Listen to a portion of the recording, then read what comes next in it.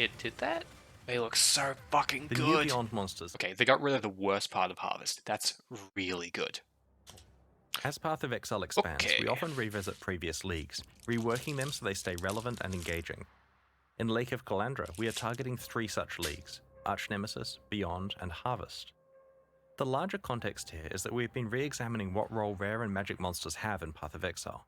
The introduction of Archnemesis modifiers as the monster mod pool prompted quite a lot of discussion about how often you should encounter rare and magic monsters, how difficult they should be to kill, and how rewarding their death should be.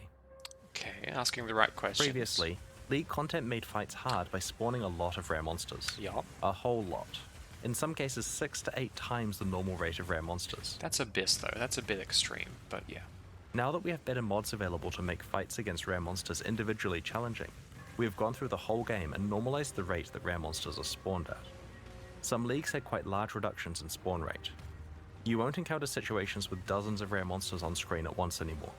Okay. Alongside this reduction of how many rare monsters you'll face, we have improved their rewards and made sure that they scale with both difficulty of the Okay. encounter and any item rarity or quantity bonuses that you have. During the campaign, you'll only encounter 1 and 2 mod rare monsters. The 2 mod encounters are a bit harder and have better drops. Thank fuck. In maps, you'll stop encountering 1 mod rare monsters entirely, and will mostly encounter 2 and 3 mod rare monsters.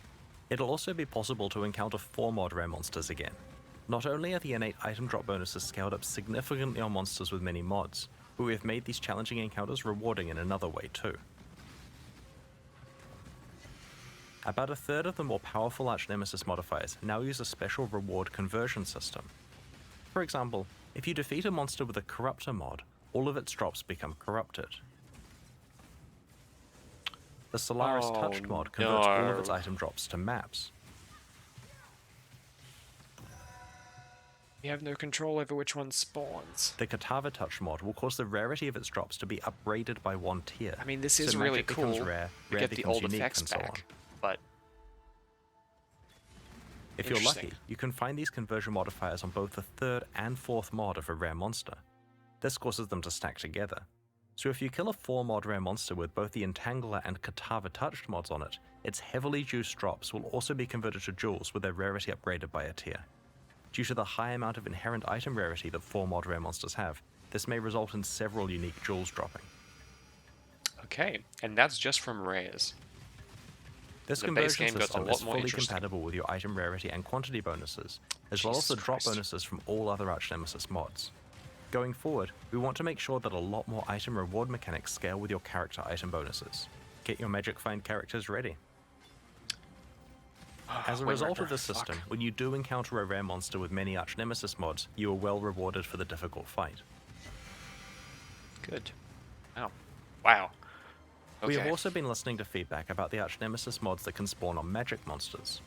Too many of them had external visual clarity issues leave like it at on-death 1. effects. We have toned these down on magic monsters so that more of them are stat-based bonuses that aren't so spammy. Encounters that spawn a series Okay. of magic monsters now make sure to preserve the same Archnemesis modifiers between the monsters rather than rolling a different one for each monster. It did that? This will further help keep the game state understandable in hectic situations. Beyond was introduced in August 2014, initially as a hardcore-only challenge league. That's when I It's started 8 playing. years old Jesus now Christ. and certainly has several issues. Firstly, the art. Have you ever really taken a close look at a Beyond demon? It is literally a bandit from Act 2, dunked in red paint. Wearing a carcass The jack. second issue is its balance. The number of magic and rare monsters spawned is so much higher than the rest of the game, and whatever problems that resulted in before are magnified now that rare monsters are meant to be more difficult. Beyond At least also I had spawns chicken. way too many unique bosses, which causes its own set of issues. In Or Lake of Jenkins. Calandra, we have given Beyond much more than a fresh coat of paint. The Scourge have taken over the realm of the Beyond demons. Yes! The old bandit Beyond demons are gone. Summoning monsters from Beyond will now summon Scourge monsters and bosses. Oh, fuck yes. We have completely rebalanced the rate that Beyond monsters and bosses spawn at, so that it's appropriate for modern Path of Exile. They look so fucking The new good. Beyond monsters can now occasionally drop the Scourge League's tainted currency items that allow you to modify corrupted items. Taint currency is back on the menu, boys. Hell yes. We've also completely revamped how harvest crafting works.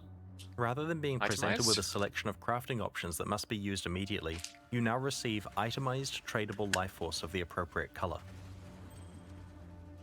Oh, life force. This Oh, life wait, force hang can on. be used later, in your own time, at the hoarder crafting bench in your hideout. Its crafting options are now priced in terms of this itemized life force currency. Tier 4 That's so bosses are now good. encountered much more frequently and can drop a key to fight a Shabi. She yields special life force which can be used for a specific set of crafts. Holy shit. Okay. That's a good change, We I have think. rebalanced all harvest crafts for the new system and have removed Oh. a bunch of filler crafts and some ones with deterministic outcomes that were incredibly RNG gated before. Some My crafts God. that provided access to exclusive content, like the special offerings to the goddess, have been removed because these items can now be found in more appropriate locations elsewhere in the game. Oh my god.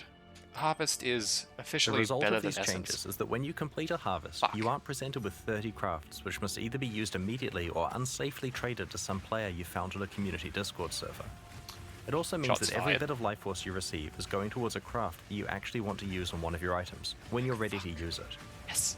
Your interaction with God. the Sacred Grove is now far simpler as well. Okay, they got rid of the worst part of Harvest. That's really good. Just enter, pick your plots, defeat the monsters, and get on with your mapping.